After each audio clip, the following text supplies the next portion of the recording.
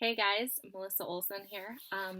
I wanted to thank those of you who have read Boundary Crossed and sent me messages this month and last month to let me know that you enjoyed it, and for leaving all the awesome Amazon reviews and following me on Facebook and Twitter. It has been an awesome month, and I really appreciate all of your support as the book has come out. So, just to say thank you, I wanted to go ahead and read the first chapter out loud for you. It's one of my favorite chapters to read, and so this is like a virtual reading. All right, so here we go. Chapter 1. The third time I died was early on a Monday morning, a week after Labor Day. I was working third shift at the Flatiron Depot on Arapahoe Avenue, one of a small chain of 24-hour convenience stores in my hometown of Boulder, Colorado. It was just after 3 in the morning, and I had spent the last 2 hours building an elaborate promotional display out of 12 packs of soda, pushing the boxes in or out to spell the word welcome. I'd used brands of soda that came in black, silver, and gold for the lettering. The whole thing was a not-so-subtle attempt to kiss the asses of the incoming University of Colorado students, who would be stopping in for school supplies and all the weird little objects you find yourself needing when you move.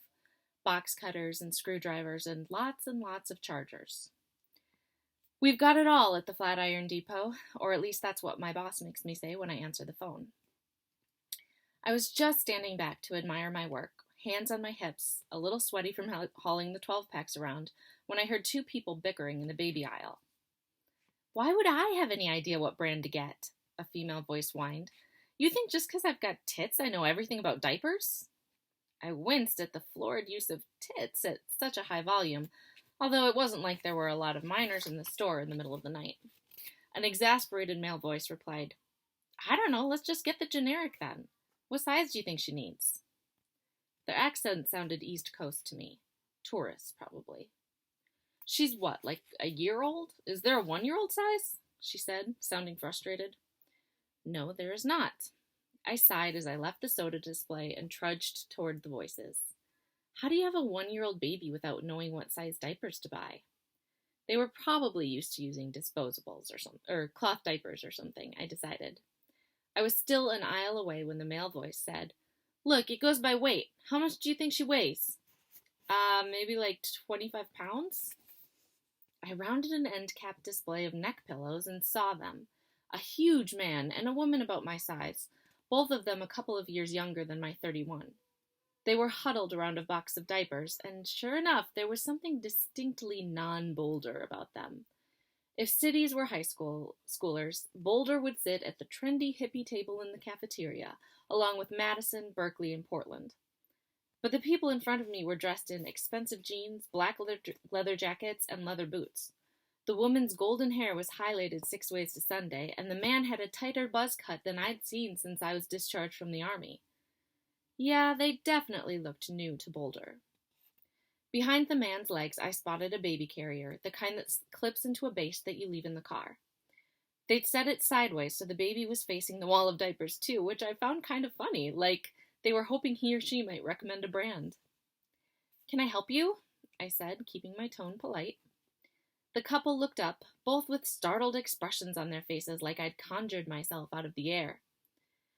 "We're fine, lady," the woman said sullenly, at the exact same time as the guy said, "We don't usually buy diapers is all." "No problem," I said, glancing between them. I was trying to sound sympathetic. My manager, Big Scott, had recently criticized my approachability, suggesting that in the last 10 months I had begun to give off a hermit vibe. "Cloth diapers can be great," I continued, "but it's definitely worth it to have a couple of disposables on hand, too, for emergencies." I automatically glanced down into the baby carrier, and just like that, there was a pained roaring in my ears, as though everything in the store had been suddenly sucked into my chest. The baby in the car seat was about a year and a half old, dressed in warm fleece pajamas and covered with a light cotton swaddling blanket. Uneven tufts of dark brown hair stuck out in funny whorls all over her head, which was crooked to one side, practically resting on her left shoulder. Her eyes were closed, but I knew they would be bright blue. Just like her mother's, and just like mine. "That's not your baby," I said almost absently. taking an unconscious step closer. Was I nuts? It can't be Charlotte, I told myself. That was just stupid. My niece was 2 miles away, fast asleep at her father's house. I had to be imagining the resemblance. Lots of babies look alike, don't they? But even though it seemed impossible, I knew I was right. I had bought her those pajamas myself, and the swaddling blanket had a purple stain from when my mother had given her grape juice. I remembered myself and stood up straighter, glaring at the couple. That's not your baby, I said again. Of course it is, the woman insisted. This is our daughter Sally. No. Currents of fear for my niece were racing through my body like rats in a maze with no exit. There was so much space between them and me, and no space at all between them and Charlie. Without realizing it, I had loosened my stance, readying myself for a fight. Her name is Charlotte Allison Wheaton, and she's my niece. Turn around and walk away from her now. They both stared at me with empty, alien eyes. They didn't look outraged by my kidnapping accusation, or even all that concerned. Instead, they gazed at me with cold, distant curiosity, like I'd just performed an interesting card trick. Bettina! I hollered, loud enough for my coworker at the cash register to hear. Call 911. Really? Came a small voice from the front. Bettina is a 25-year-old single mother of 2. She's so passive that our store manager forbids her from working on Black Friday for fear of a riot. Now! I screamed. The couple exchanged a glance. The man nodded, and the woman took a few steps backward, slinking away. Then she abruptly vanished. It was startling, but I didn't bother to process it. I kept my eyes trained on the baby, on Charlie. My scream had caused her to stir a little, but she was still mostly asleep. I edged closer. The man reached toward me quickly, and I braced myself, ready to flip him on his ass.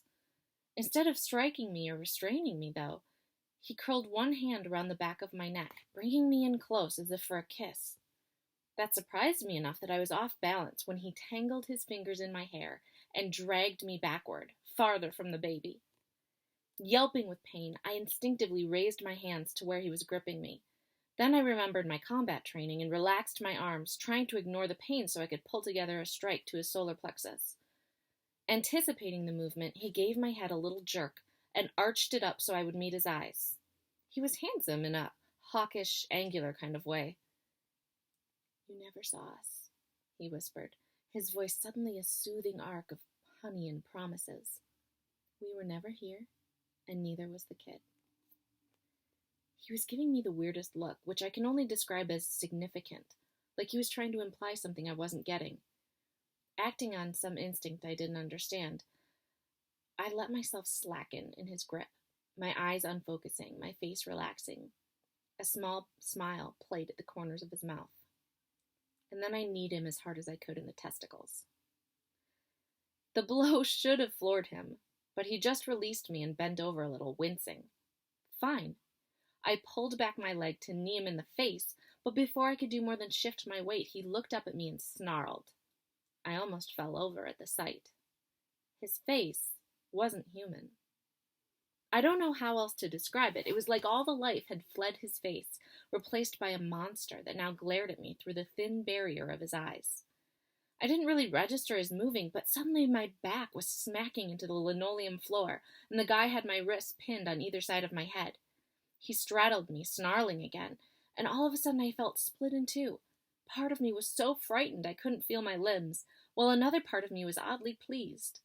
The more the guy focused on me, the less attention he could pay to Charlie. But now the woman had returned, abruptly appearing behind the guy with an impatient look on her face. Hurry up, Victor, she complained, as though he was lingering over coffee. We gotta get out of here before someone else shows up. She won't press, Victor growled, keeping his eyes on me. I tried wiggling my wrist, hoping to break his hold, but his grip was like a piece of steel rebar bent around my limbs. Even for a big guy, he was freakishly strong. Then just kill her, the woman said in a bored voice. We're leaving this shithole anyway. Victor darted his head down toward me, moving faster than should be possible, but the woman broke in. No! It should look like a robbery or something. We'll get the other one on the way out. I understood that the other one was Bettina. They were going to kill her, too. Right, Victor grunted. He released my left hand to reach into his pocket, pulling out a wicked, very illegal switchblade. He hit the button to release the weapon, but now my left arm was free, and I happened to be left-handed. I reached toward the shelf next to me and grabbed a thick glass jar of baby food, swinging it as hard as I could to brain him in the temple. The jar cracked in my hand, sending liquid peas spurting through my fingers. Victor dropped the knife and recoiled slightly, but then he just gave his head a little shake and batted the ruined container from my hand with an easy swipe. He collected my wrist with another snap of movement, like grabbing a fly out of the air. I stared in surprise. That had been a perfect shot. It should have dented his skull and maybe even knocked him out. Who or what was this guy? Stop fucking around, Victor, the woman said sharply. I risked a glance and registered that she'd been thrusting her hand into various boxes of diapers, taking handfuls and shoving them into her purse. Kill her and let's go. Her raised voice finally woke baby Charlie, who began to squall in her car seat. Both Victor and the woman turned to glance behind them at the baby, and I saw my opportunity. I twisted my wrist towards the weakest part of the guy's grip, where his thumb and forefinger met, and managed to slip my right wrist out of his iron hold. His head snapped back around toward me, irritation in his eyes. Moving as fast as I could before he grabbed me again, I held my first two fingers as rigid as possible and thrust them into his eye sockets. I don't care how hard your skull is. Everybody has eyeballs, and nobody's eyeballs are made of granite. I jammed my fingers, spraining the joint with the force of the strike. It worked, though. Victor screamed and scrambled back toward the baby. Then he screamed anew, like being near her had somehow wounded him further. He lurched back farther toward the woman, wailing in pain. I ignored both of them and scooted as fast as I could toward baby Charlie, keeping my injured left fingers off the ground. It's okay, Pumpkin, I said to her over her crying. She gave a startled hiccup and looked up at me, recognizing my voice. It's Aunt Lex, babe. Let's get you out of there, I whispered. I undid her car seat straps with my working fingers, which was easier than it sounds because I knew exactly where the buttons were and how they worked. They'd kidnapped Charlie in her own goddamned car seat. The couple had disappeared around the corner of the aisle, but I couldn't hear their footsteps over the whimpering baby. I picked Charlie up and gathered her to my chest, and then I felt the thrust of the knife in my back. It was followed by another, and another. I screamed, upsetting the baby all over again, and turned my head just enough to see my attacker. The woman had circled the aisle and crept up behind me, picking up the knife on her way. She shot me a wicked, triumphant smile as she flicked my blood off the blade. Shock kicked in, dulling the pain. I could still move my right arm, but the left felt damaged. She'd sliced some tendons and definitely punctured at least one lung. My breath was coming in hard-earned jags. I fought just to keep breathing. The woman was screaming something at me, and there was movement in my peripheral vision. The man? But my whole world narrowed to the baby in my arms. I hugged Charlie to my chest, whispering nonsense into her hair and ignoring the fingers that tried to pry her away from me. I felt the warm blood running down my back into my khaki work pants, but I ignored it. I was gonna die. For good this time. The knowledge filled me with a creeping, acidic calm, but it was replaced by fear for my niece. When I was dead, they could just take her from me. I had no idea what they wanted with Charlie, but it couldn't be anything good. And I couldn't save her. Then I heard the sirens. Bettina must have hit the alarm button before the woman got to her. Bless her passive little heart. Behind me, the woman cursed loudly. The man had stumbled away from Charlie and me, and I heard him say something to her from 15 feet behind us, calling her Darcy. I didn't bother trying to fight anymore. I didn't have to beat them. I didn't even have to live. All I had to do was keep Charlie safe until those sirens got here.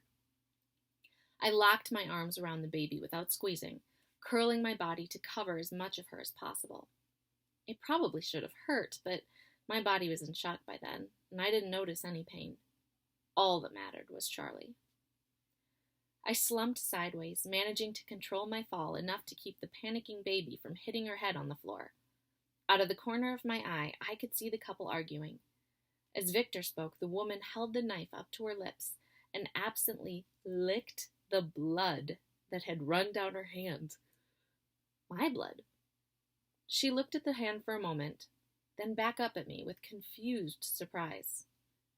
The last thing I registered before passing out was that although there were streaks of blood and other fluids running down his cheeks, Victor's eyes had almost completely healed. Thanks again for reading, and I hope if you haven't, you'll check out my books. Everybody have a great weekend.